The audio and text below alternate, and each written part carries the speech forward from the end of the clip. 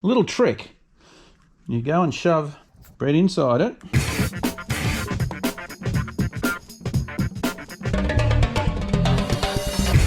Hello, welcome to the channel. If you're new and you don't know what this is a 1952 Barndoor ambulance, only 11 in the world, and I think it's the oldest barn door in Australia. So to get caught up, there's a link in the description up the top. You can watch the previous two videos. What we did in the last video was remove the gearbox. We are working on the underneath of the bus because it needs a good clean and rust conversion and respray, and then we're going to go through all the mechanical stuff. As you can see here, we've already started stripping the gearbox down so that we can get that Mickey Mouse inside and nice and shiny and restored back to its factory conditions. So we're going to continue. We've got one more axle to pull off here. Let's start. Let's go.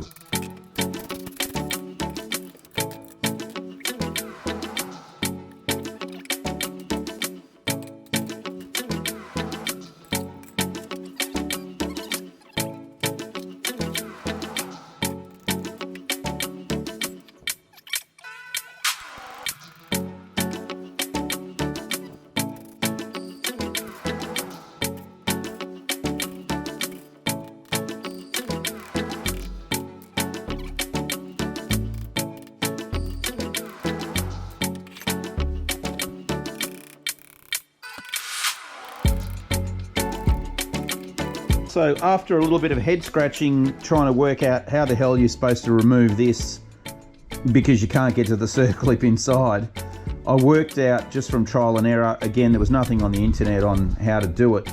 You got to take this bearing out first. Okay, that's critical. If you've got that bearing in there against that face, you will not get this off unless you bend the circlip and then click or it pops off, which is what happened on the other side when I pulled that one off. So I got lucky with that side. This side, it wouldn't come off. I was just trying to go in here either side. No way.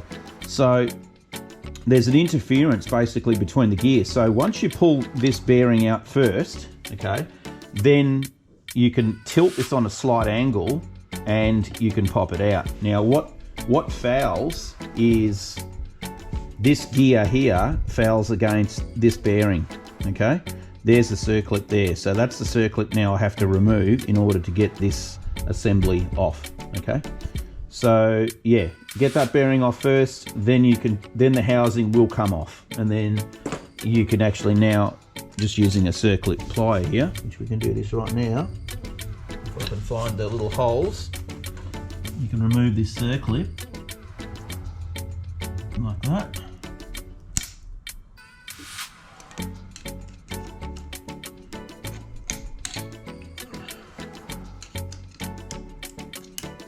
There's the circlip. Once that's removed, then you can take this bearing off, and then of course this whole shaft will come off. You've just got to walk them out either side.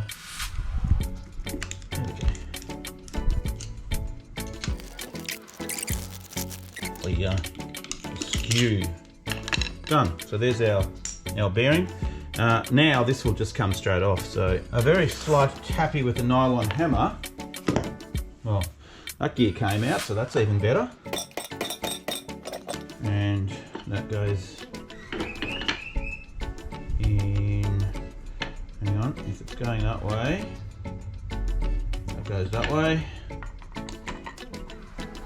And that's a complete unit. Now, this should just come straight off. Done. So that takes care of that. Took a while to work that one out. Interesting. Let's move on to the rest of it. Okay, one of the next things we've got to do is get this bearing out, and obviously this isn't going to work to pull it out because you don't want to go and damage it. So we're going to use a little trick. I've got some bread and you're thinking, what the hell? I'll show you. A little trick. You go and shove bread inside it, and you've got to pack it in quite tight. And yes, and then what you do is you get yourself a socket. Let me just grab it. Now the socket needs to be the right diameter, and this is basically hydraulic pressure. Now it might need a little bit more, because that's just basically gone down around the corner. We'll just shove a bit more in there. You can do it with grease as well, but bread works well. Basically, it's finding its little spot, because it's also going inside there, so that's why it's just all compressing up, basically. You can see there already the bearing's starting to creep out. We just need to put a little bit more in there. Job done. And it's all full of bread, but that's all right. All right, we'll go and clean all this out, but that's one way to remove a bearing. All right. Okay, so we got all the parts out on the table here just to check everything out. We're going to start the cleaning process on the axles, and we'll also get this thing covered up all the axles, and we'll get some glass beads and just give this surface a bit of a clean up as well, and all these suspension parts. So some of these parts here are, you know, we'll just give those a blast in the cabinet. Obviously none of this stuff, because you don't want to do any of that. And covers out here too. Cool, let's get some parts clean. So it's the next morning, and of course it's raining, but that's okay because we're in a nice warm shed. It is still warmish. Look at that gearbox. I gave that a bit of a bead blast. I was going to try and get it chem dipped in that goldish paint, but I might even just find some goldish paint and just spray it instead. Otherwise we're going to have to completely disassemble it, and I don't think it needs it. All the gears are working, so I think we will just go with coating it to protect the magnesium, obviously, so it doesn't corrode. But anyway, that's done. I've got a whole bunch of bolts down there that all need to be sandblasted and treated, because, you know, can't have rusty stuff. And also the backing plates, they've been blasted and coated in phosphoric acid. The bearing carriers as well. And obviously our axle tubes, they've been done too and coated. So realistically now I'm just waiting for the gasket kit to come for it, and the boots, the rubber boots. And these actually can be painted now black, and also the reduction hub covers can be painted black.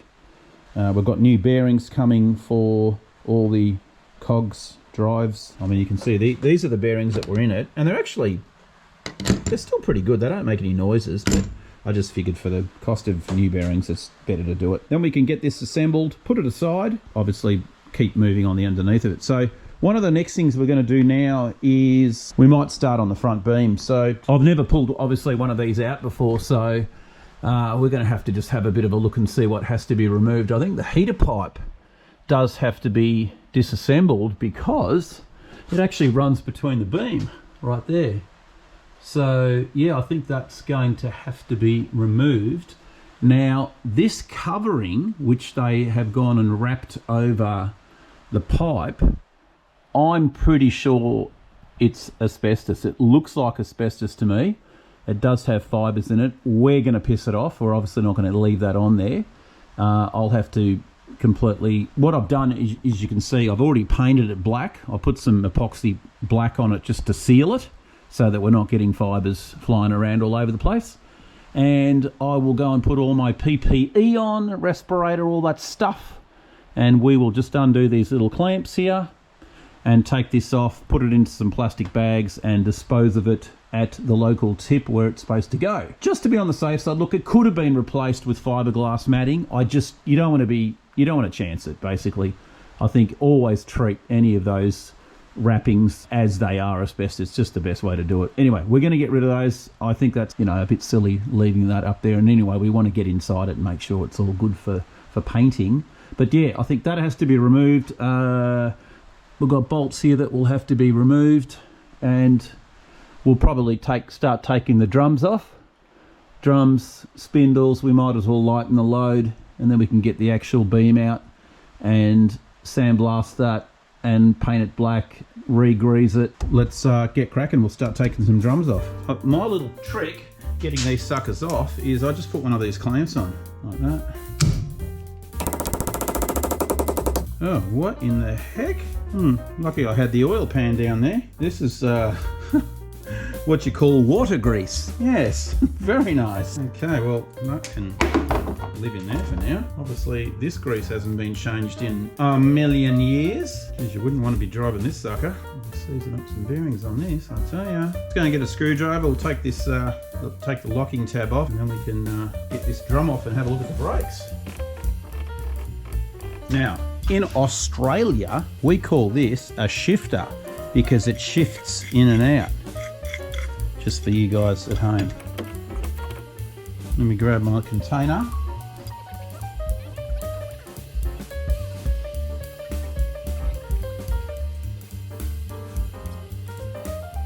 Okay, so it started raining, so sorry about the background noise, but I just backed off the shoes because I couldn't get the drum off.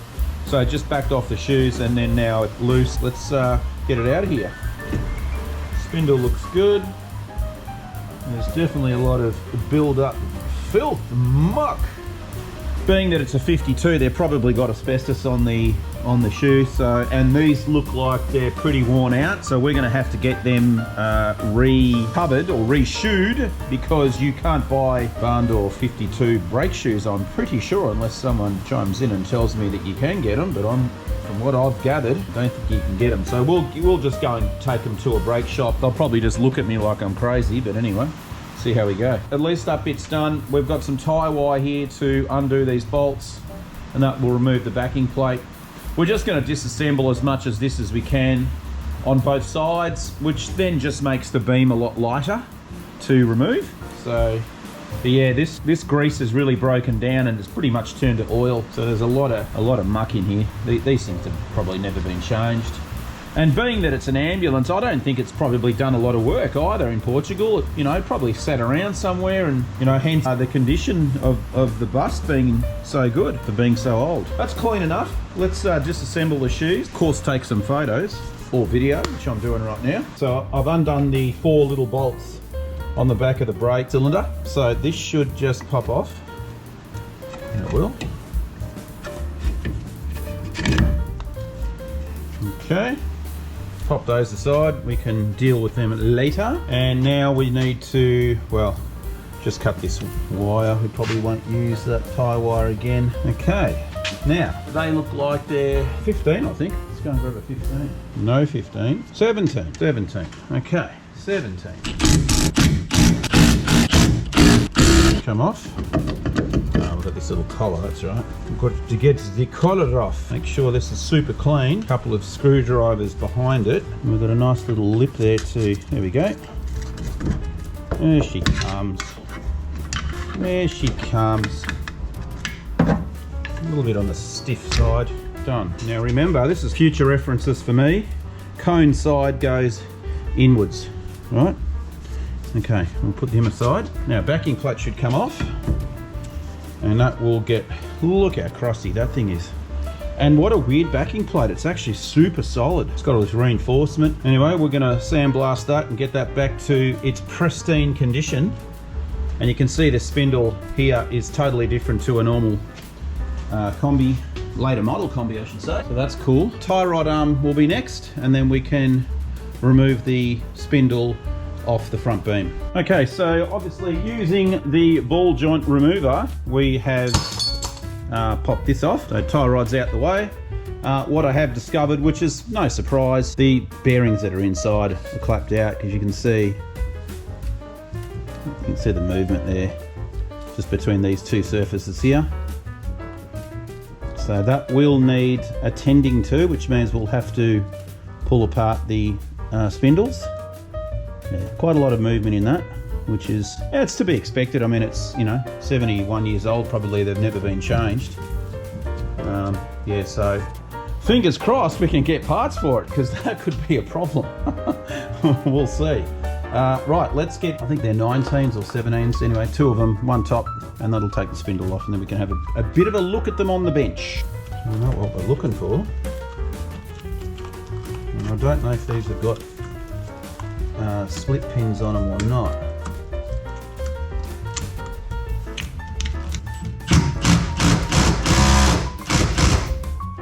Now,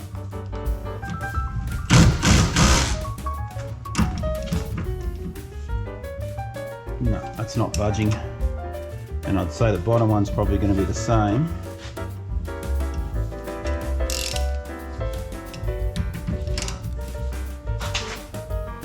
Bottom one's good.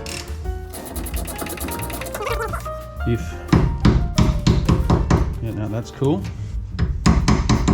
Always put the hardware back together, so then in a month's time when I'm putting this thing back together, I'm like, where's the washer and where's the this and where's the that? Anyway, that one's done. This top one's the problem, so we're going to put some heat on that. H, that's not moving. More heat.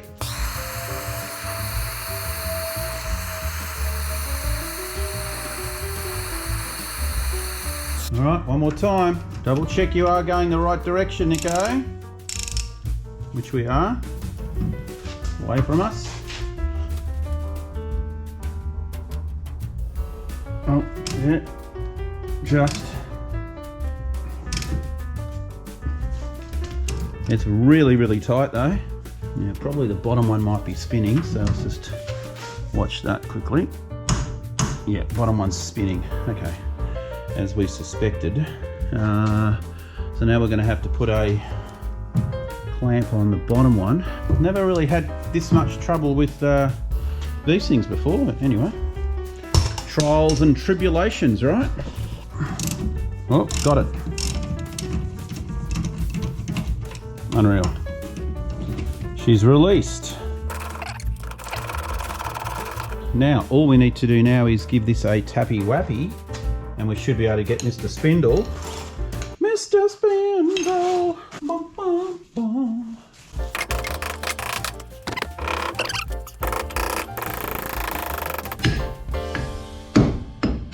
Hey. There we go. One spindle out. Let's go and put that over here. Over to the other side. Now, split pin for the Speedo. Clamp and tap. One more go. Done. Done, diddly done.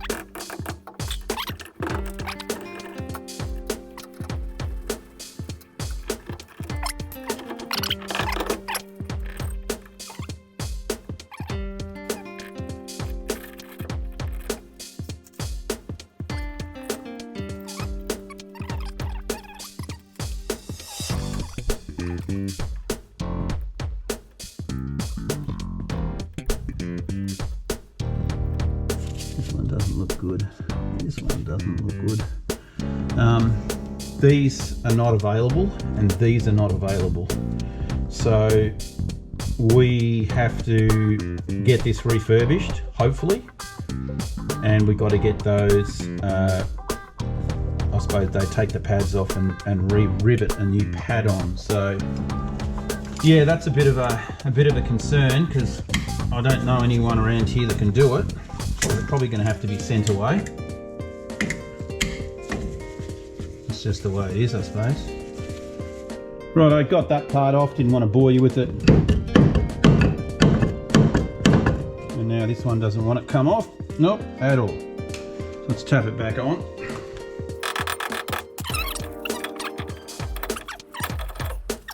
Probably needs a bit of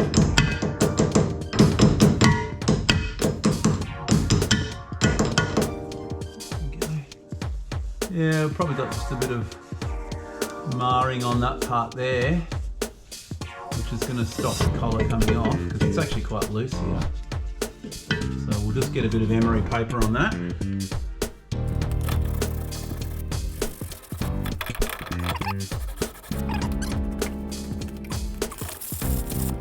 That should do.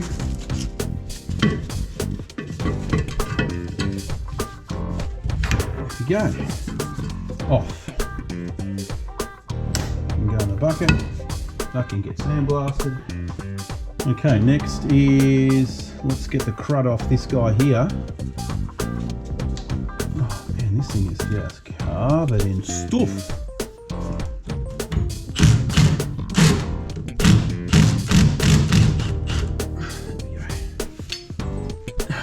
This guy.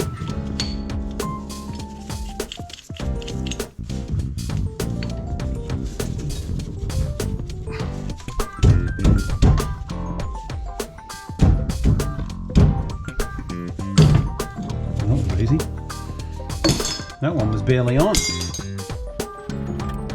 Okay, next is these two crusty nuts. Crusty nuts! Yes, we love crusty nuts around here, don't we?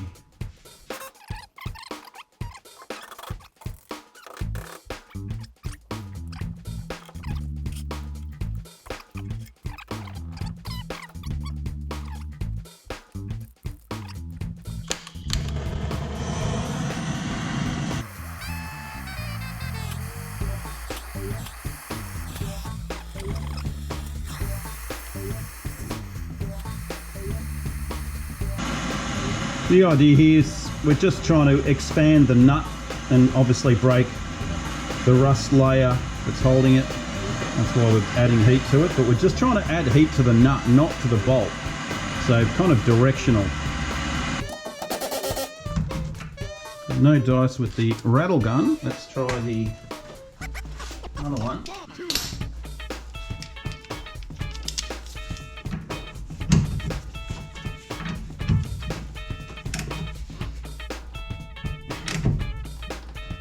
And we've got movement.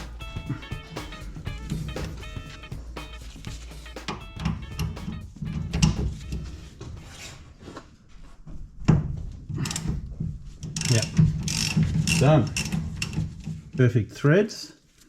So that heat works a treat doing that. Now, this guy here can now get tapped out.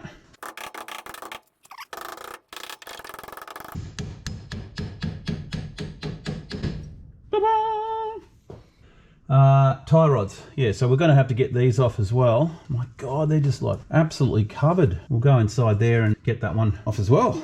Okay, so I didn't want to bore you with getting that middle pipe section out and the asbestos because I was all covered up and nicely protected, but you can see there's actually not a solid pipe there, but an accordion style metal pipe, which I'll show you in a second. All we're going to do now to get this beam out is get the clutch cable off, the gear linkage off, and we are good to remove this sucker.